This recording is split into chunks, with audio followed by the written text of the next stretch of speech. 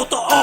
Hindi na ko sa'yo magbabalak na manggulo, pero di ko pa rin matanggap ang iyong paglayo. Kaya mas naisip ko na bumuo na lang ng plano. Sa pagsapit ng gabi sa pilit ang kitang kukunin, at buo na ang loob ko na ikaw ay kidnapin. Pero wag ka lang maingay, baka sa atin may makadinig. Kahit murahin mo ko, di na rin kita naririnig.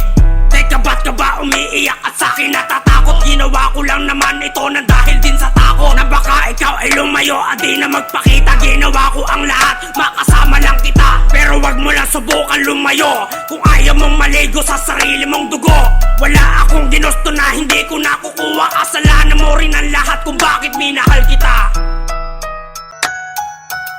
Ngayon sa akin ka na, nagustuhan mo bang aking sorpresa? Halika dito ka sa tabi ko, huwag kang magtago sa likod ng kotse ko. Hindi mo ba gusto ang bago na tahanan mo? Dito tayo bubuo ng bago na pangarap mo. Kasama mo ako sa madilim na paraiso. Diba ito ang gusto mo, malaking perong pagsasama? Haha, tama ka, baliw na nga ako nang dahil lang sa'yo. Gaga kahit ka magsisigaw, wala nang sasaklolo. Sa iyo yung driver ko, pinatahimik ko na sa loob na siya ng banyo.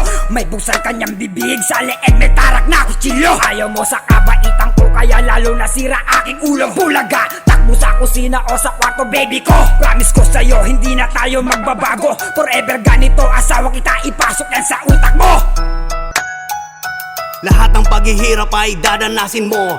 Kasalanan mo, bakit nasira aking ulo? Ilang libong beses sinabi kong mahal kita. Naging mabait ako sa'yo, sinasamba kita. Binigay naman lahat sa'yo, putang ina ka. Lahat ng pagsisikap ko, hindi mo alintana. Ngayon alam ko na wala talaga akong pag-asa. Ako isa ng baliw, yan ang paratang ng iba. Parating na ang dilim, ang plano ko'y nabuo na. May hawak na bayoneta at nakatitig sa'yo. Ngayon halika rito, ang sakit danasin mo. Makinis mo mukha, lahat yan hihiwain ko. Ako'y tuwang-tuwa at babaliin buto mo. Pagmamasdang kita habang ika'y nagdidiliryo. Hawak na bayoneta, itatarak sa iyong puso. Hawak na bayoneta, itatarak sa iyong puso.